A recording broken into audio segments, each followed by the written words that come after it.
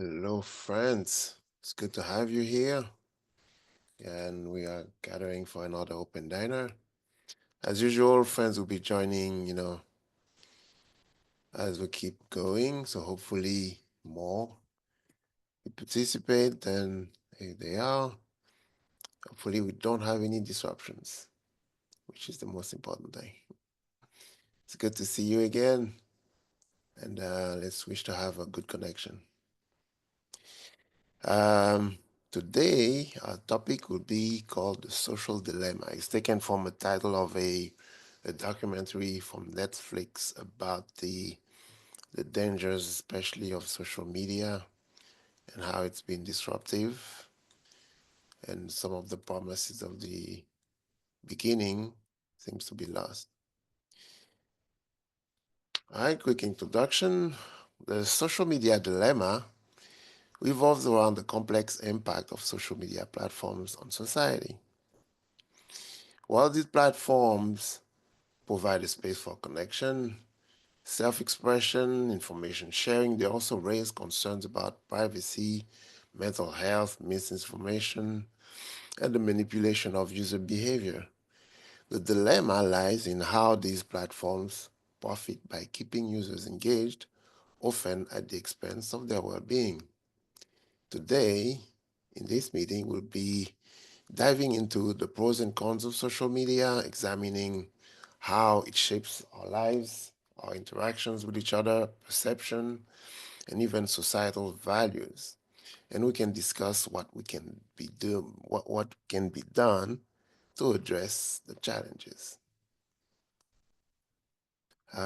Forgot to introduce myself, of course. My name is Ronald. I'm joining you from Rotterdam, and also hosting with me is Shelley.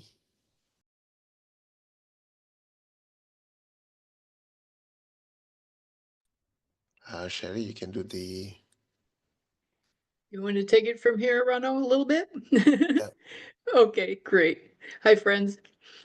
Here at Open Diner, we're trying to create a supportive environment where we connect above our differences. And during the discussion, we'll all try to stay on topic, no criticism, and we'll avoid politics completely. Please remember to mute your microphone when you're not speaking, and if you can turn your camera on, that would be fantastic. And please remember to keep your answers brief so everybody has a chance to speak. And I'm going to get us started with a funny little icebreaker question. And if we all can just remember to speak briefly so we all have a chance, and we'll just go in random order. So when you start, say your name, where you're from, and I'll get us started. And here's the icebreaker question. If you had to choose between your phone and a lifetime supply of your favorite food, which one would you keep? And how long before you regret it? And my name is Shelley from California. And, I would say that I just bought a smartphone a couple of months ago for the first time. I always had a flip phone.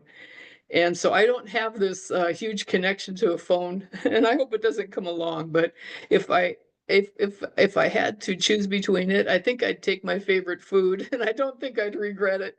But this is before the addiction sets in of a smartphone. So anyway, next.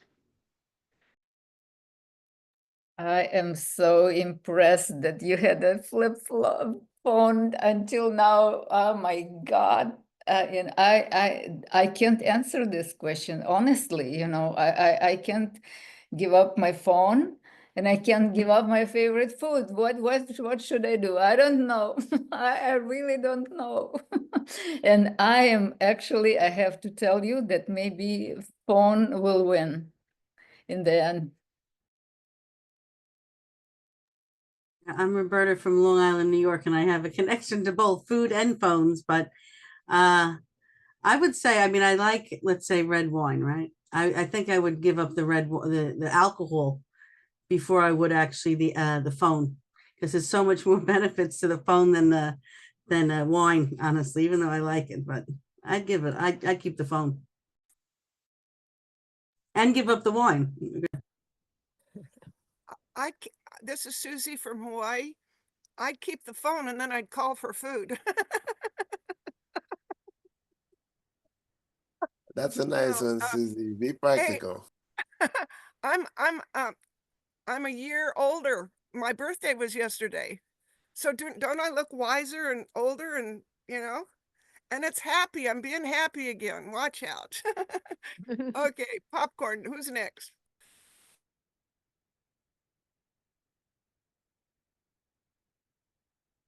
All right, for new friends that are just joined, we posted the question, the icebreaker, is in the chat.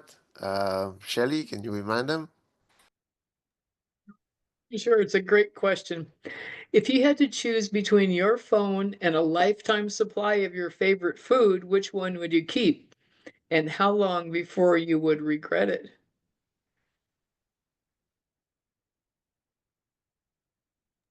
Hello, everybody. Sorry I'm late.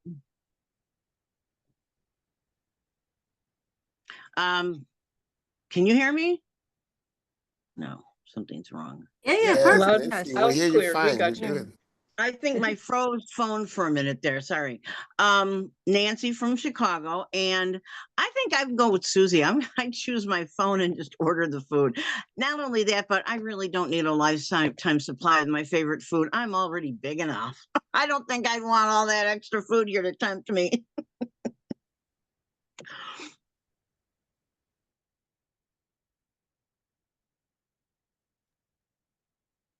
Hi, I'm Alexis. I'm from Virginia. I think I would choose food over my phone, honestly, and I don't think I'd regret it at all. I don't spend a whole lot of time on my phone to begin with, but I am very food motivated. Hmm.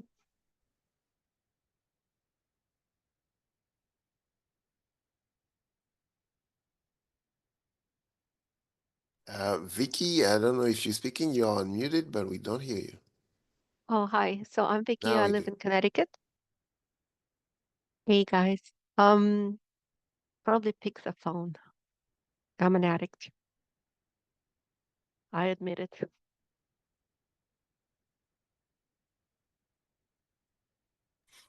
Well, again, I'm running from Rotterdam.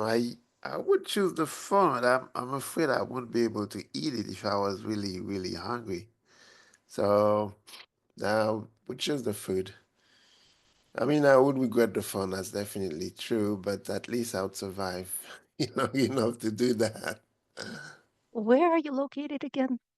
I'm in Rotterdam, Where is that? in the Netherlands. You're in the Netherlands. Oh, wow. What time is it for you? Right now, it's 38 past midnight. Oh, wow. Okay.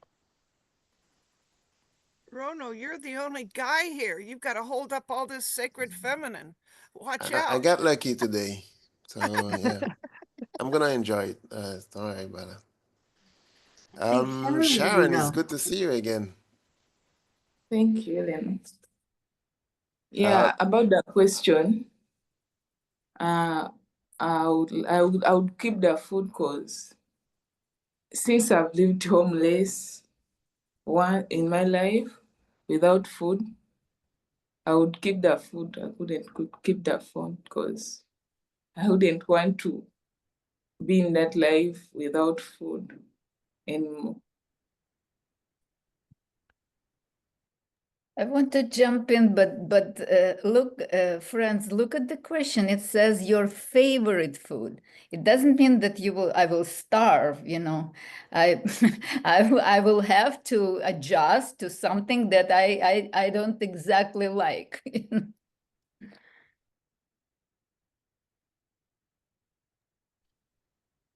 See, Did everybody? Oh, sorry, go ahead, Susie. okay, I don't I just use my phone for my phone, but when I do internet stuff, I use the computer. But this last week we had an electrical storm and I was without the computer for 11 days. But I don't use my phone. So I think what I would do if I really had the question, I'd write down all the pertinent phone numbers because once you lose your connections, you lose your phone in it. But then I would probably pick my favorite food because a lifetime supply, and when we know our planet's going to be going through really quick, that could really be a gift, and phones will come and go. Okay. It's fantastic. Thank you. Okay, I think everybody had a chance to speak, so let's move on. I'm going to introduce the rules of the roundtable, and there's just a few things to keep in mind today during our discussion. And here's a short clip called The Rules of the Roundtable. The rules of the round table. Around the table, no one is more important or less important. Everyone is equal and very important. We don't reject opinions or negate, but only collaborate. The real solution won't come from knowledge or verbal perfection, but only from our connection.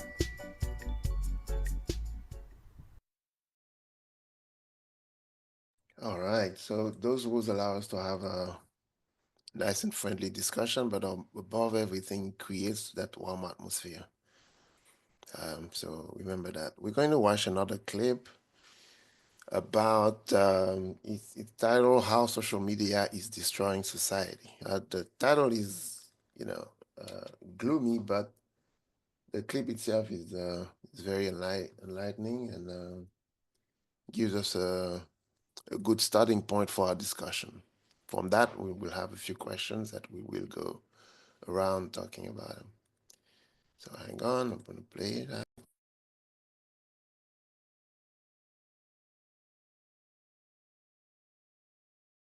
I want you to start looking for something. And I promise you, once you start looking for it, you'll never be able to stop seeing it everywhere you go. When's the last time you've walked into a restaurant and saw an entire table of friends on their phone? Or a group of people on the street? Or maybe even your family in the morning, each content to be in their own world, nearly unaware of the reality around them? If the majority of human interaction is nonverbal, what would happen if you removed everything but that small remainder for over a decade? As it turns out, that's the very experiment that we're living in today. I remember when I was growing up, way back in the day, a prehistoric time before everyone had a cell phone and computers were named after the year they were made in. Okay, I'm not quite a dinosaur yet, but I grew up in a unique time where half of my childhood was without the major technology and platforms that seem to rule parts of our lives today, and the other half of my childhood was rapidly slingshotted into the new age of technology.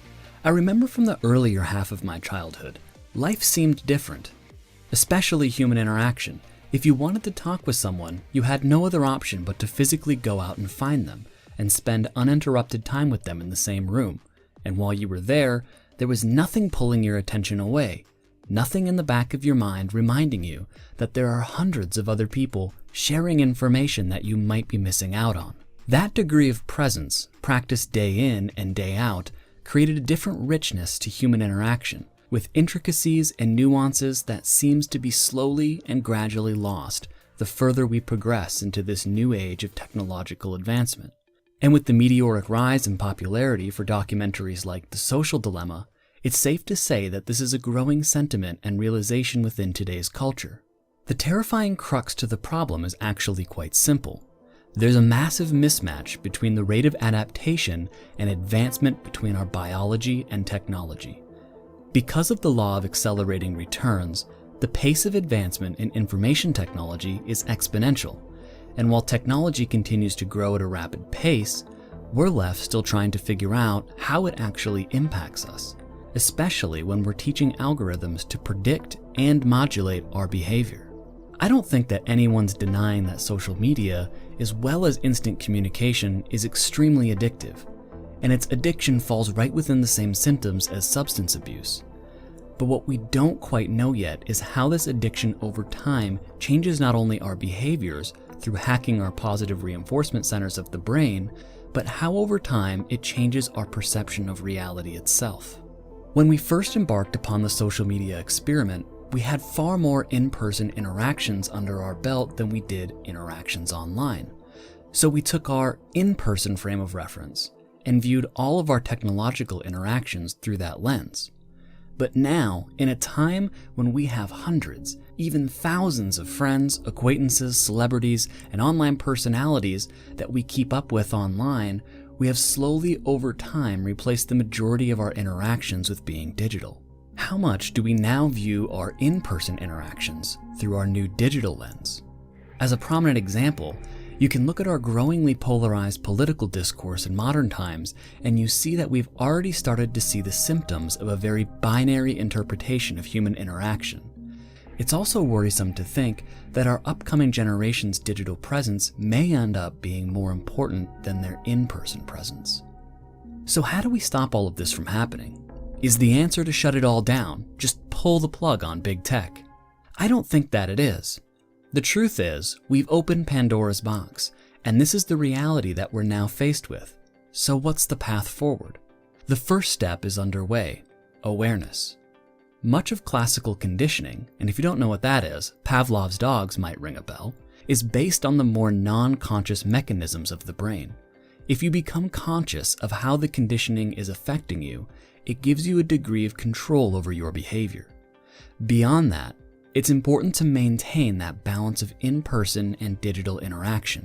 You want the lens that you view the world from to be a full 100% of human communication.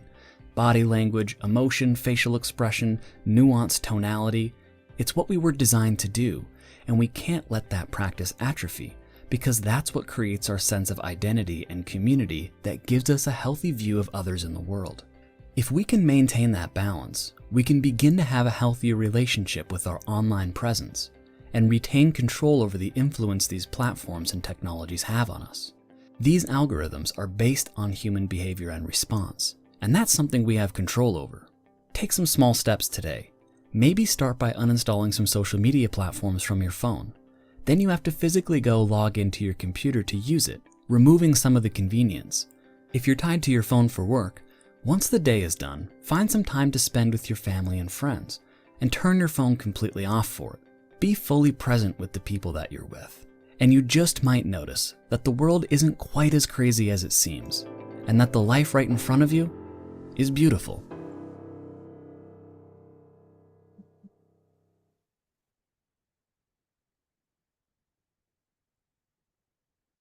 Isn't that a great video? I can really jump into that. That's just amazing. Yeah. So, let's start with a roundtable question. And again, after the question, anyone who's ready, just open your mic and jump in. And the question is, what role does social media play in your everyday life? How often do you find yourself checking your phone without even thinking about it?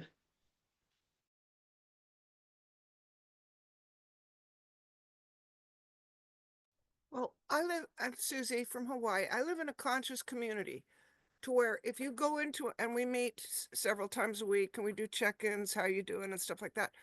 If you walk in with a phone, you will be attacked because nobody likes the EMF. Everybody's conscious, health conscious here. So if you have a phone, you have to have it on airplane mode or you have to have the mobile data off. But I'm telling you, they're so conscious about it that you become way more conscious. So what's the question? Uh, well, how, like I use social media as little as anybody I know, but I sing. What role does it? Yeah. And because I sing, a lot of people want to hear me sing. And so I'll just friend everybody. But then I get all this stuff where, like yesterday, I had to spend an hour and a half saying thank you birthday notes to people that I don't even know who they are. So it's kind of like you do have to keep it. I'm not living on my phone or living on my computer. I have 3 or 4 good friends, and Nancy and Roberta keep in contact with me. But it's like and I think it's a discipline for us to do, like what the video said, is to have more interaction. We meet in these meetings and we make each other interact with what we're going through. It's really healthy. Okay, thank you. I could say, Alexis. oh, Alexis, go. I'll go after you. I already Sorry. spoke. Okay. Yeah. Thank you. Alexis from Virginia. So I honestly find myself checking my phone probably every 10 to 15 minutes because my job, I get a lot of contact outside of work from my boss and my coworkers. I work with animals, so I have to have that open line. But with social media, it's just one of those things that's there. I never post really. I do a lot of doom scrolling though, where I think I've been on my phone for 15 minutes, but then it turns into like an hour and a half. It's not it's not the healthiest habit, and I honestly hate it about having social media on my phone, which is why I actually deleted Facebook and Instagram. So I feel good about that. So yeah, it's your turn. I was going to say I'm absolutely addicted to it. I wake up in the middle of the night and all of a sudden I reach over for the phone. It's always next to me, constant. Sometimes I look for it and I panic. I said, oh my God, where's my phone? Yet I'm holding it. It became such a staple of my life. And it's not social media like Facebook and stuff, but you start with, let's say, Instagram, and you start looking, and it's an endless scroll. And you just keep looking, and it's only these short clips, and they're the stupidest things ever, but you just can't stop. It really is an addiction. I say, I'm going to leave the phone downstairs, not in my bedroom, and I won't do it. I feel like I, need to have it with me. It's not like Facebook stuff, but it is definitely an addiction to it. I see it's crazy. I'm going to go after you, Roberta, because I do exactly the same thing, only I do it with, I don't know how to explain it, but how Google, when you hit Google to search something, and if you just hit the Google icon, instead of putting a search in there right away, you get what they call that discover thing, and it just has all these news stories and feature stories and all that stuff on there. That's what I get caught in scrolling. I go on my phone to search, and I see the top story and it's interesting, and then I'm stuck. I'm right in there. And I'm not saying that some of that stuff's not good, it can be, but like the other lady said, I'm sorry, I can't remember your name, but you think you're going to do it for 20 minutes, and before you know it, it's been a couple of hours. And I'm like, oh my, and I save all the stories because I don't read them at that moment because I want to keep looking. Well, I've got so many saved, I'll probably never live long enough to read all the stuff I've saved in there, I am on Instagram. I hate Facebook. I really do, which is weird since they bought Instagram. I do like Instagram, but like I haven't looked at it or read messages or gone and looked to see what's going on there in months because I don't have time. I can't even keep up. And it's pressuring. It's like pressure. It's like, oh my goodness, look at all this stuff. I should go in and answer. And I don't have time to do it. So, so social media for me is like getting too hard instead of being a good outlet. And I turned off that discover thing. There's a way you can do it so you don't get caught by it. But then Google turns it back on every so often on purpose, and I have to go turn it back off again. I will continue after Nancy because, I do the same thing. If I want to search or clarify something on Google, and then you just completely lost. I forgot about why I went there. What did I want to clarify? What the answer I was actually searching for? Because there are so many things that all of a sudden jumps and they seem to be interesting, and it just totally amazing. I am absolutely addicted to my phone, but sometimes I have to share. I come back from shopping or walk or meeting friends, and after an hour or so, I realize I didn't check my phone, and I'm so proud of myself. That's when I was trying to reach you. You see, the most important time you missed. No, I'm kidding. I didn't reach you. That's good, Roberta. Susie, One of the. Oh, go ahead, Ronald. After you, Sherry. All right. I'm kind of like Susie. I didn't have a smartphone until just recently, and I always relied on my computer, and it's cumbersome. You can't take it with you in your pocket, so you learn to deal without it. And now I look at this phone, and it's very convenient, but I think, what's the big deal? It's hard to read, it's hard to do, the numbers are tiny, and there's always something screaming at you. So I have mine off most of the day unless I want to have to do something. So I might check it once a day, maybe twice, but I turn it off so it can't interrupt. And I think that the issue that the film was making is, are we letting social media replace human interaction? And that's where our discipline, I mean, you know, like that's why I haven't been to Walmart in a while, but when I go, or when I go outside of the jungle, I make sure I'm interacting with people, because yeah, we're a closed community here. I mean, there's, you know, between 10 and 30 people here at all times, and but we make each other interact. But on the outside world, there wasn't this, you know, unless I went to the Walmart or went someplace and went to Unity Church or something, then you make yourself interact. But is social media replacing? Because that's when you get like, we're becoming robots. Oh, I got to say one more thing. There were these kids that they even said, well, we're going to take your phone away and just put it right into your arm here, and you can just go like this. And they said, okay, cool.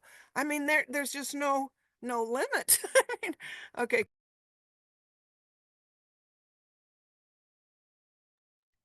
There's one thing with social media that helped me get disconnect from it. It's ads. It's like the most annoying thing. I hate it when I get caught in the post. I thought it was a post, it was an ad. So, you know, like I don't spend time on there just because of that, you know, especially, you know, like the Facebook, the Instagram, TikTok, I can't stand it because the video starts playing. There's no way for you to stop it. So that's never long on my phone. But you know, you understand the need for it because it's a lot of money to power those servers. They need the funding, but still, you know, it's so much of a fight that like you feel being used, and in my case, like it's, you know, it's so unpleasant. So I have a lot of of friends on Facebook mostly, but I unfollow mostly everyone except, you know, a few channels that I want to see or read from. And that's, you know, the only way to keep things to a minimum. But, you know, just that way the ad starts, you know, like popping up, like you can distinguish them from the post that you want to read for. And so, but, you know, that's kind of a trick, but I don't think it's gonna work for everyone.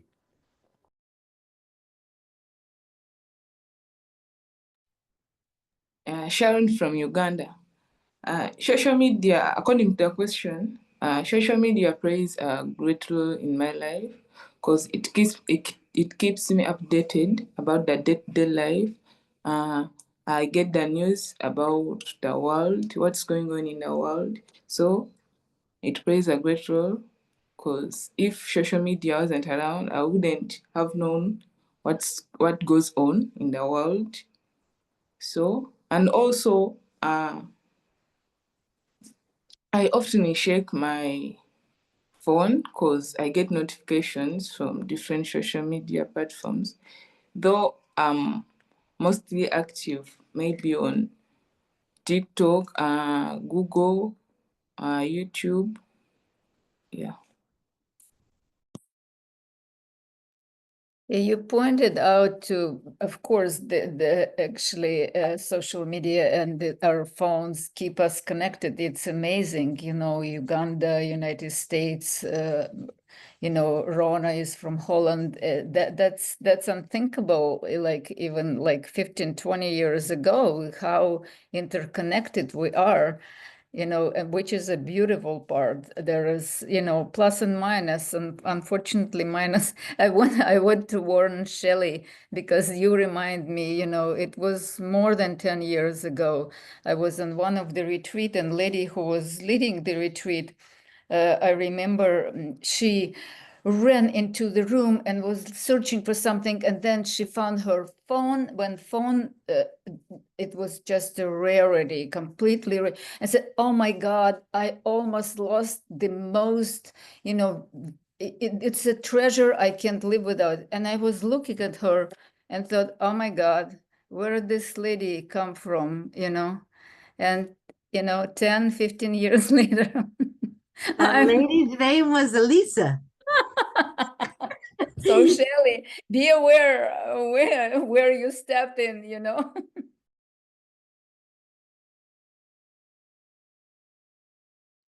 Vicky, you want to jump in before we go to the second question? Sure. My screen just froze. Can you hear me? Yep, we hear you fine. Okay. Your picture is good now. She dropped. Nope, she got disconnected. All right. All right, she jump into the second question. The next question is, oh, there she is. You want to try again?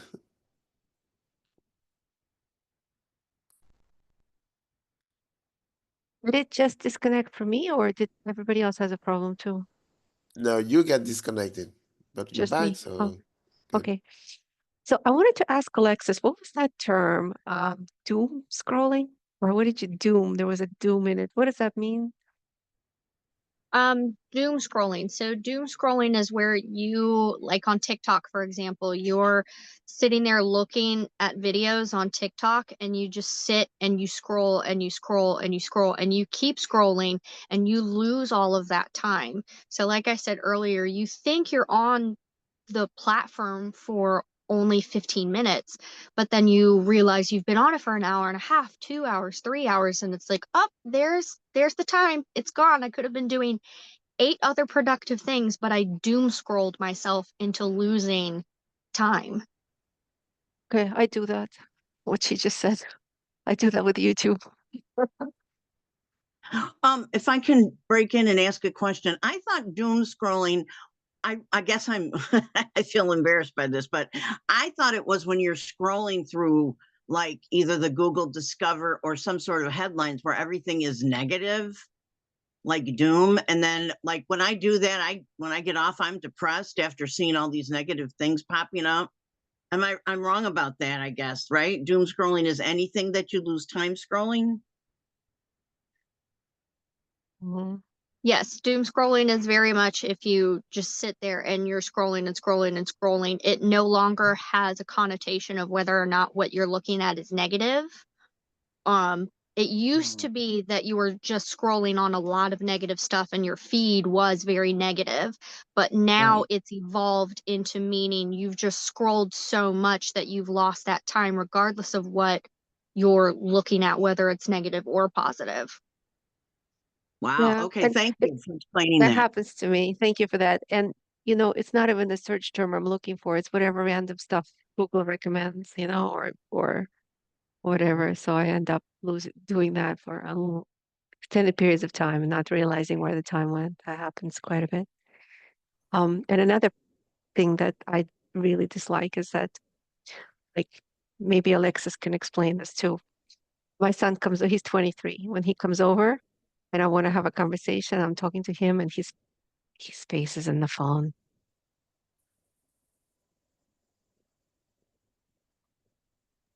It's not fun. I can't really explain that because I honestly live with my parents still, and my mother would kill me if she was having a conversation with me and I were to sit there with my phone in my face.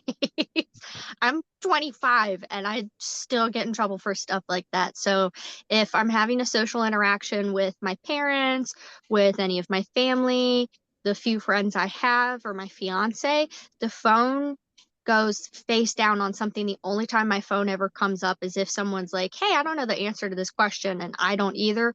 We then Google it and then the phone goes back down. Or, hey, do you have this picture of something? And then we try to find it and then the phone goes down. It just depends on to each their own. Some people will passively listen while playing around on their phone. Some people are just too addicted to the phone itself and need to sit there and play on their phone in order to feel like they're having a productive kind of visit. It just depends on the individual person. Mhm. Let me cut in. This is good time to segue to the next question. I think it's gonna play into that also.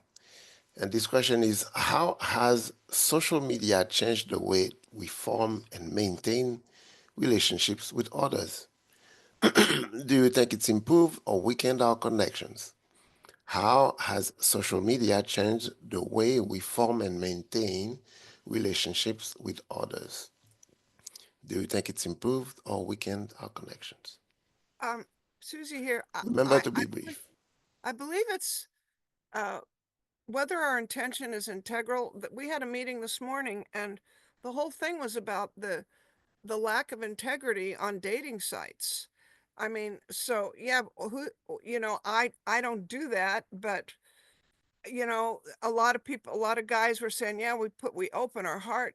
Yeah, and then people will lie for a while, and then they might get in the lie, and then they just drop them. And so I think our integrity is really important. And uh, how what we're it, like to this day, I mean, Sperry's been gone for 5 months, but I'll still pick up the phone to call him. Just The a bedroom reaction door, please. because we're exchanging information. And if you're using the phone to exchange information, and I check myself, if I can get I get no, you're, you need to study, like if I'm watching a movie, then maybe I'll go for 2 movies and it goes, no, you better watch Gaia. In other words, if I get checked on time. I never heard of that doom stuff, but I wouldn't do doom. There's enough doom on the planet. But I do get it. Our time is being sucked by this social media, and that's not a good thing. Thank you. I could say on the dating sites that when you meet people, you talk to them online, and it's very on a phone, and then when you meet in person, no good, let's say, and they ghost you or they don't even bother. There's no connection anymore. You're just looking at it. It's a person on a screen, a name, a face, and you just could very easily swipe right, swipe left. There's no feelings there. I think relationship wise, dating wise, it's a real problem. I know because I'm single. So it's difficult. And I think it's weakened our connections as human beings. It's so different than years ago. You'd go and you meet people through friends or at a bar, let's say. Now people don't do that. Everything is, I think 99% of all people meeting, 80% is online now. It's not through other people. So I think it's weakened a lot. It brings us together here at Open Diner, but everyday life, I think it kind of weakened the sensitivity that people have. Guys, Go this is ahead, Vicky from Vicky. Connecticut. I think it's caused people to lose their social graces. The manners are gone because I think people feel like if it's online, the ugly comes out sometimes. And all the norms of social behavior just disappear. Yeah, that's really good, Vicky, because in the meeting this morning, it was like, we need to learn social media etiquette. I mean, people are just they just don't, because they don't see them. I'll just drop them, and people are opening their hearts, and then people just ghost them. And yeah, Roberta's right. That we have to have more integrity. I like this conversation. Um, as far as the dating sites are concerned, I actually met my fiance on a dating site, and it turned out well for us, but we both were very honest with each other. And like you said, Susie, we had to have that integrity and that honesty and that openness with each other in order to have the relationship that we've had. And we've been together for almost 2 years now and are getting married in a couple of months. So it really just, it does take that integrity in order to do that. And social media has changed that. Dating sites have changed that. We don't go out of our way anymore to attempt to make relationships last. We don't go, especially my generation, Generation Z, does not go out of their way to try to have good, solid, foundation based friendships. Everything is very go, go, go, fast, fast, fast, because we live in an age of instant gratification. So social media has changed the dynamic from human to human to, instead of being a slow burn, to an instant gratification. Otherwise, no one wants to deal with it anymore. And it's sad.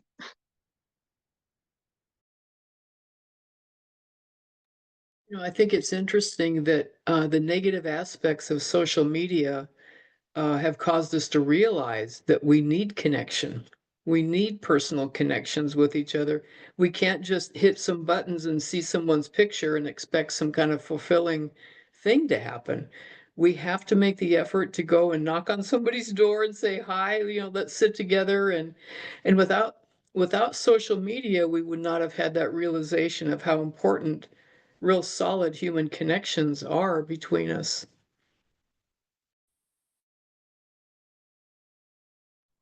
Yeah, it's not like social media is inherently bad, but there is a thing, no matter what age group you're in, even the younger ones, if we are honest with each other or with ourselves, and critical enough, we realize that there is a promise that social media hasn't been able to keep.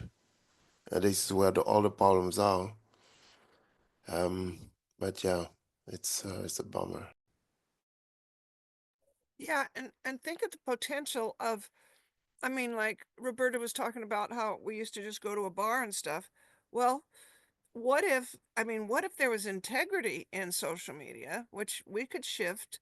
But in other words, if I'm interested in a bunch of scientific stuff, I'm probably not going to find that in the bar. And if it's a specific kind, like if it's, then I can find it online. But then if there's all this disintegrity and this lack of authenticity, then it's not worth going for. But the potential could really be cool. I mean, oh, I'm on this and this and this, and you could in on a real need. You have it and they have it, and you connect. But with the lack of integrity, we have to shift that. Well, that's why the internet's great, because I could find, let's say, friends online, spiritual friends, or like pickleball, and then you go meet people physically. So it's like a doorway to reach other people. So there's good and bad to it, but depends how you use. Sharon was trying to speak. Okay. Me, according to the question, I think social media is pretty that both low, like that both, because it has improved and also it has weakened connections.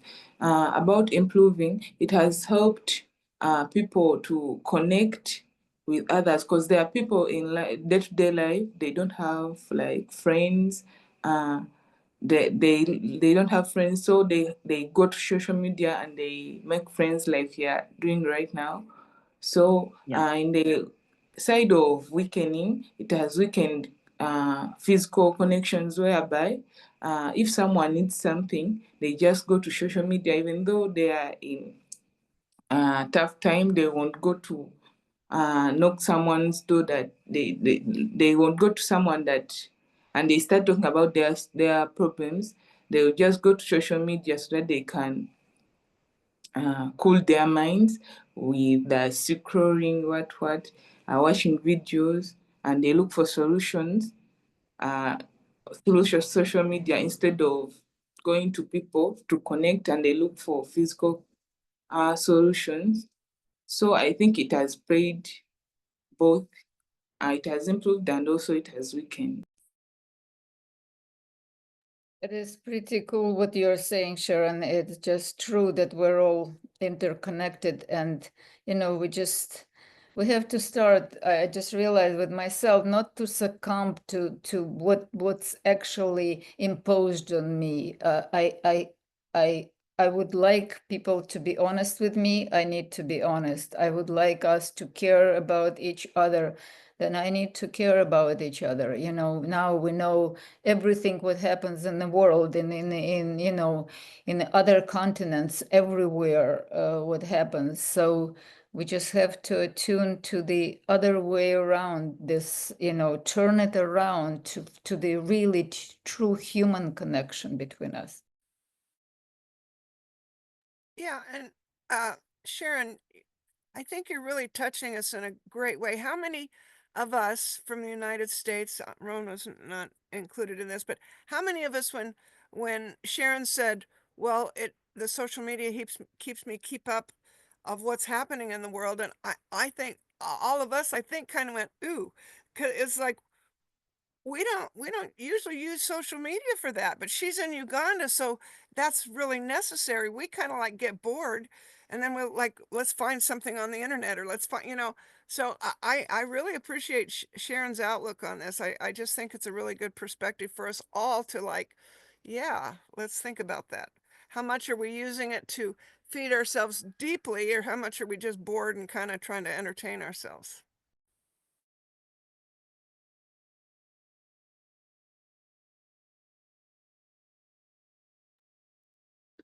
I agree. And I think that social media overall is probably two sides to a coin, which everything in the world really is. It's really how you use it. Like I just said that I'm getting messages and I'm inundated with my Instagram account, and I feel terrible that I haven't gone in there.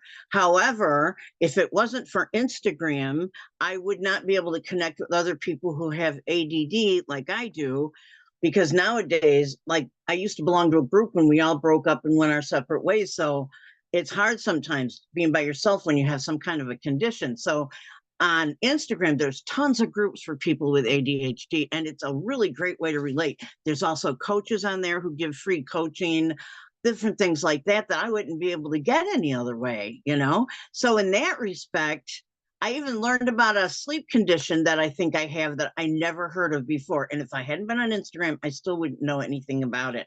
So, it's both sides. It's like, and as far as like that doom scrolling thing, I hear terms all the they change these terms all the time. Before you know it, you're hearing something else. You're like, what does that mean? I wouldn't be able to understand people if I couldn't go on there and say, what does this mean? Because you can always find out. So, it's a real double-edged sword. And I guess we have to be in charge of how we use it ourselves, or it'll get us. Oh, and I'm going to throw in really quick. I don't really go out all that much, and I don't have that many friends. The ones I have are wonderful, but I don't have that many. And so we stay in touch quite a bit on there, because a lot of times we just can't get on the phone to talk, but at least we can stay in touch to make sure each other's okay. So, and that's another positive thing about the phone. Okay, I'm done.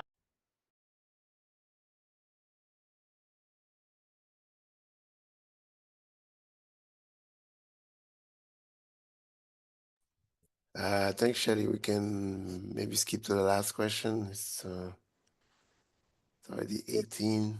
Yep. Let's see, the last one here. Do you want to do one more question, Ronald? The very last one? Okay, great. What would happen to society if social media disappeared tomorrow? Would we struggle to rebuild impersonal connections, or would it be a relief, or maybe something else? What do you think? Oh, I know I'd get closer to my neighbor because I'd go outside immediately and say, do you have Wi-Fi? Did something happen to the internet? So immediately you'd be reaching out to other people and saying, what happened? Like when there's a blackout, all of a sudden the neighbors come out and you'd have to find a different way to connect. What did we do in this? I'm 54. What did we do in the 70s? You rang people's doorbell when we were kids. Can you want to play? We have to start physically doing that again, picking up a phone. We'd adjust. That's what humans do. Alexis here. I agree with Roberta on this. I think we would all freak out initially and there would be some breakdown, and it definitely would hurt a couple of things, but we are human, and at the end of the day, humans will adapt like we have always done. We have always found new pathways to continue on through life. So we would be able to rebuild after a period of struggle from it, which I think is the great thing about being human. And we'd survive. We'd survive and then we'd thrive. Well, um, there's okay. So I watch Gaia TV on Emery Smith. He's always talking on cosmic disclosure, and he said that our internet is just a copy of the cosmic internet. If you watch some of these episodes, they have this screen that comes up, and they go, "What is that?" And they go, "It's like the internet to the cosmos." So if our internet, which went down, and it's been declared that we would have blackouts. So I would just tune into the higher internet in the sky. And I take breaks on purpose. And before I got to Hawaii, we had a thing where the telephones, the internet, and the electricity was out for 4 days. And they would say, this is the big one. And nobody could connect with anybody. It was like, but you really have to go, oh my God, how am I going to live now? Well, I don't need the radio because I can play the guitar and I can sing, and but you figure out what you can do that will help everybody, because we won't always have the internet. One time, many years ago, back in, I don't know, must have been 10 years ago, I just gotten a phone. No, I take it back. I didn't have one yet, but I did have the internet. And something happened or another. I think I probably couldn't pay the bill or something, but my internet went off for like a week. And I think my phone got disconnected. And I didn't even care about the phone, but I was freaked by not having the internet. I remember that. And it even surprised me, but I would go without a phone gladly as long as I'd still have the internet. And that's really something.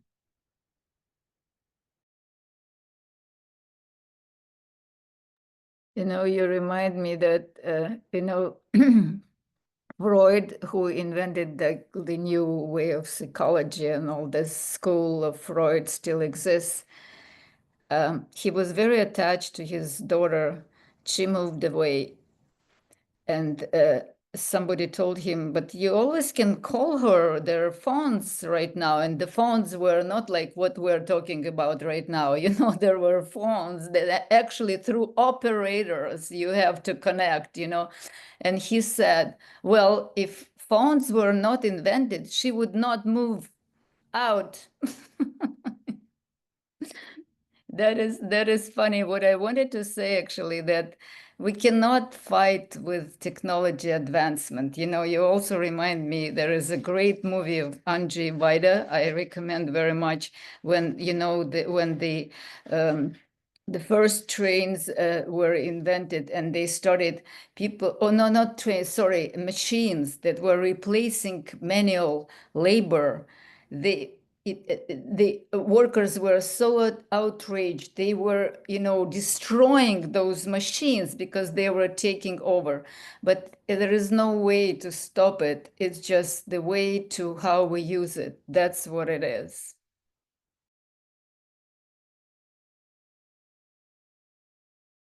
Yeah, I think, we have to realize that technology is here to help us. Technology comes with wonderful promises and opportunities and capabilities. You can meet people on the other side of the planet, and and talk to them. You can have thousands of them, thousands of friends. Look at Open Diner. We've had people to join us from anywhere on the globe, from Tokyo. Yeah, Sharon is from Africa. I'm from Europe. Most of the friends are from the United States. That's technology that's giving us that. We're connecting with each other from wherever. It doesn't matter anymore. But at the same time, if we were to lose social media, it would be a loss. At the same time, that it would allow us to, rethink what it is to be connected to others, or what it is to benefit those technologies and how to use them correctly. The problem is that, corporations that give us those things have to make a profit out of them, otherwise they will not exist. So we understand that. At the same time, there's a dark side to it also. But it still is the the clue is in learning how to use it correctly. How would we build? How do we build? How can we be grateful for technology so that we use it in a way that is responsible? I think that's what we have to learn. Just to add something quick, you said about, they have to make money, like Google, all these things. YouTube was pretty much free. And a guy said, he says, if you're using a service that's free, they have to be selling a product, and the product is you. So all the information that you're on, you became the product. But the problem is not so much like, Alexis and maybe Sharon are the youngest of all of us here.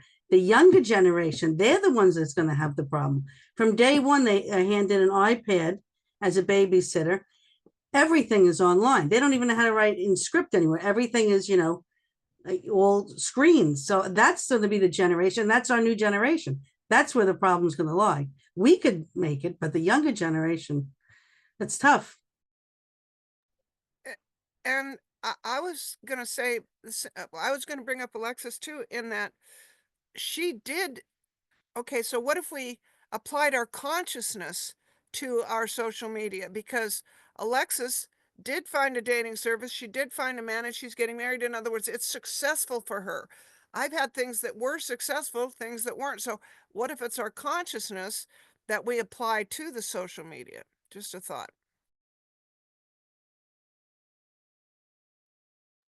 Alexis, can I ask you, how did you find your husband? Was it dating site? Yes, it was. It was Tinder, Technology. actually.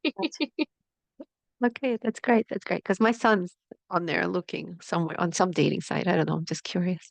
I'm glad to hear it's successful. I'd love a daughter-in-law.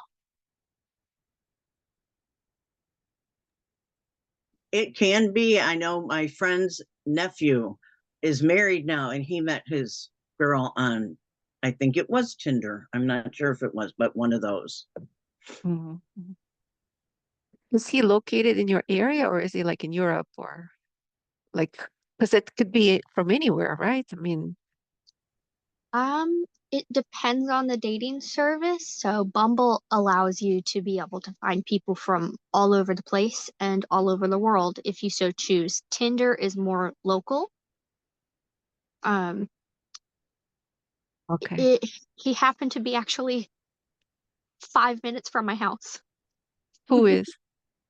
My fiance. Oh, really? Wow. Okay. That's interesting. So, Sharon, are you using that also? Or not so much in Africa? No, not really. Though I'm single, but not really.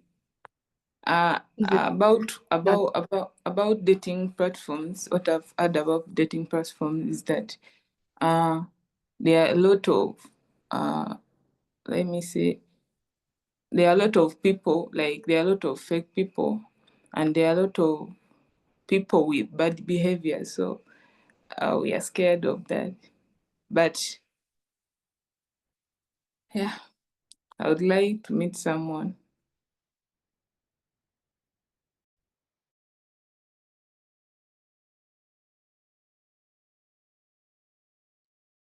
I think we're getting close on time, Rana. What do you think? Should we? Yeah, okay. Well, friends, this has been so amazing. Thank you for taking time out of your day to meet with us and talk about these things. I hope you continue to come back in the future. It's so beautiful to see you all. And just a couple of reminders. There's a few ways to keep in touch with us. Sorry, with us at Open Diner. You can join our meetup group.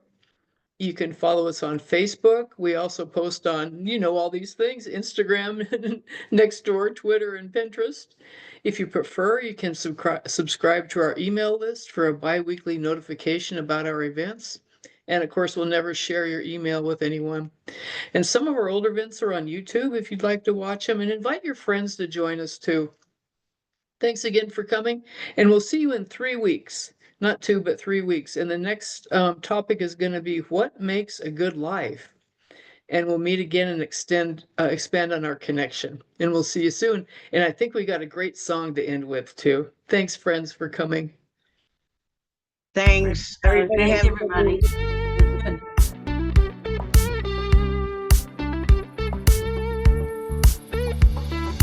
Been a long time since I seen you around, and you know I pick you up when you come into town. I say hey yo, you say hey yo.